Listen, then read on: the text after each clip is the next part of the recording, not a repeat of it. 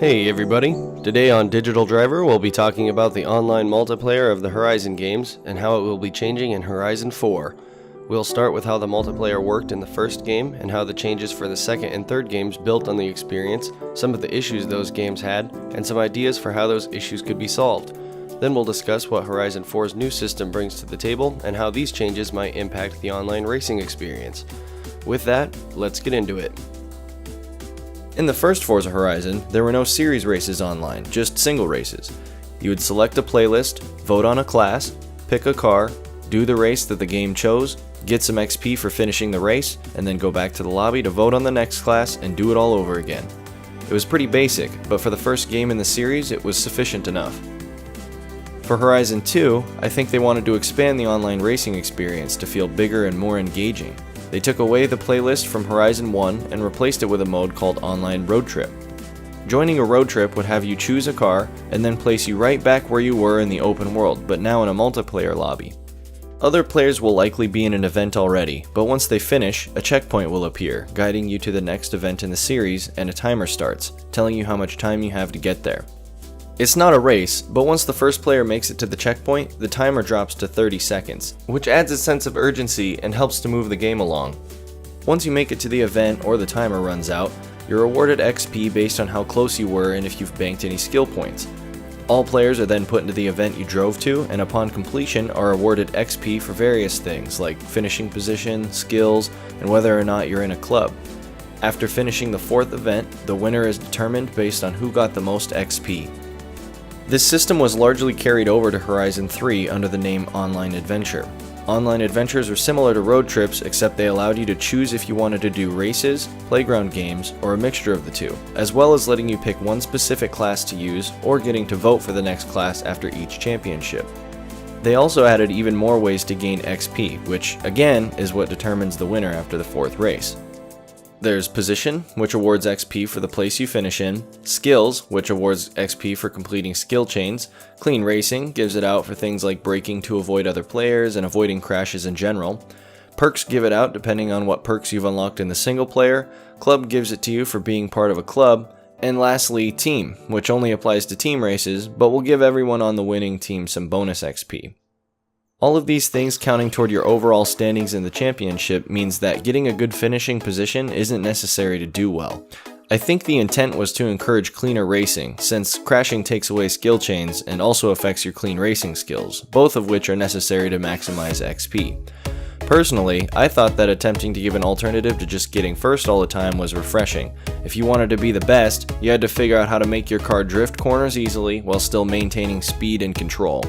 The way the game made you take these things into consideration to maximize XP added a lot of depth to the strategy of building the ultimate car for each class and race type. There are a few notable downsides to the current online adventure system, however.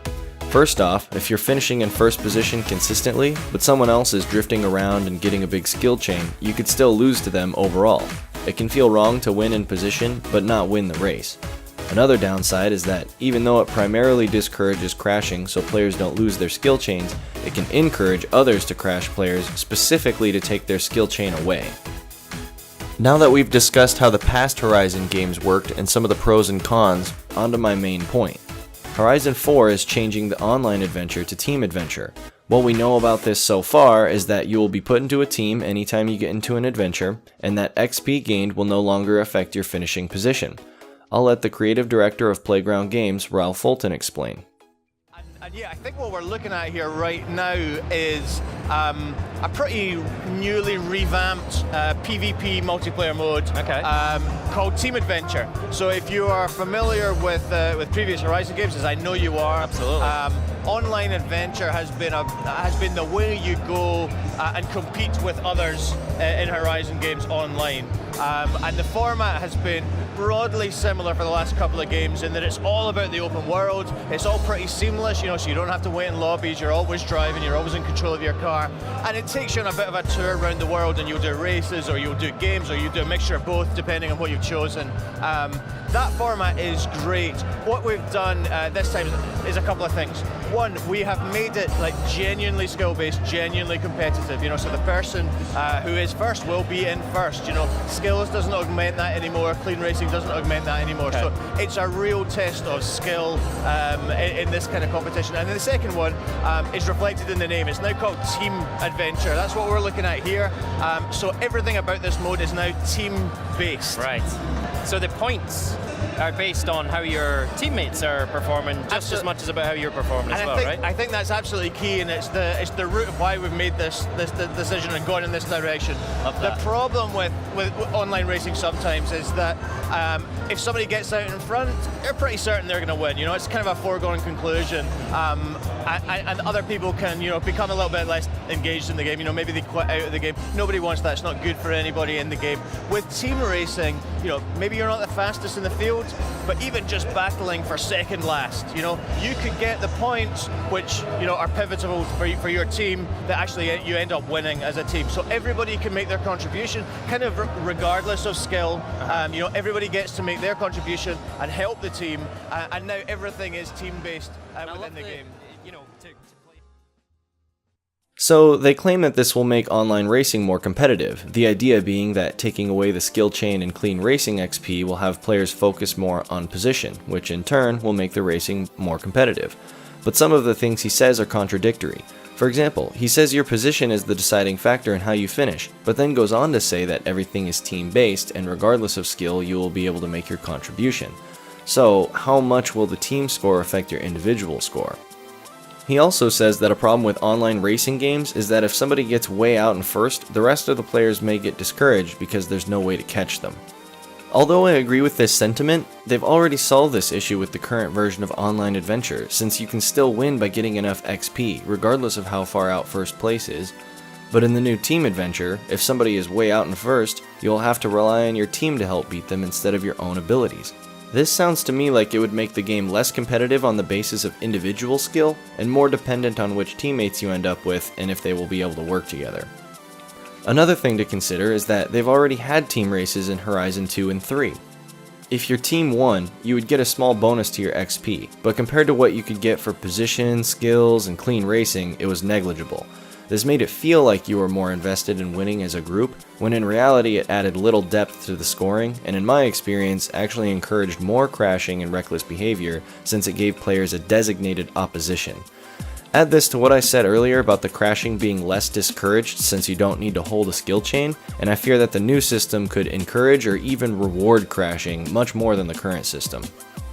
My hope for this series was that they would keep Online Adventure similar to how it is, but just nerf the skill and clean racing XP in some way. For example, if the reward for getting first is 10,000 XP, make it so the XP from skills and clean racing are capped off at 5,000 XP each. That way, if you get first place and get the maximum XP for skills and clean racing, you're still guaranteed to win the race with 20,000 XP. Say second place was worth 8,000 XP. They can get the maximum bonus XP, but they would still be in second place with 18,000 total. And this way, if the person in first is way out ahead but driving recklessly, it still gives other players a chance to beat them. Essentially, I think the current issue comes from the fact that XP gained from positions is finite, and XP gained from skills and clean racing is not. This makes it a more reliable strategy to try and go for skills and not crashing rather than trying to get first place, because a first place finish can always be subverted by a phenomenal skill chain. If the skills XP were finite like the position XP is, then it would add value to getting a good position, since that would be the only way to get the best score. What I really want to see for this series is a separate competitive mode that uses some type of dynamic ranking system, so if you do well in a race your rank goes up, but if you do poorly in a race your rank goes down. Similar to how SR works in Overwatch's competitive mode, or how ranks work in Gears of War 4. As far as I'm aware, no modern racing game has a system like this.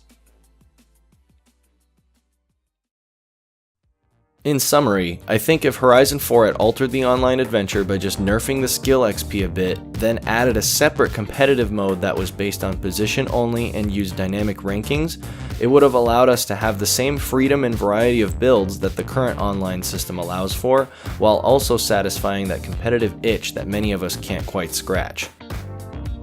Now, with all that being said, the game still looks really good in many ways, and we still don't know the details of how team adventures will work yet, so there's potential for them to surprise me with the finished product.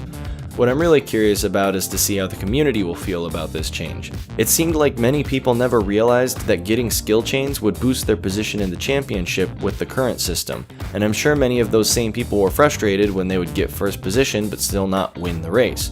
So maybe I'm the odd one out for being so pessimistic in my assessment of the new system. Either way, I'm very excited to get this game in my hands and really get a full understanding of how all the new mechanics are going to work together. Well, that's going to be it for me today, folks.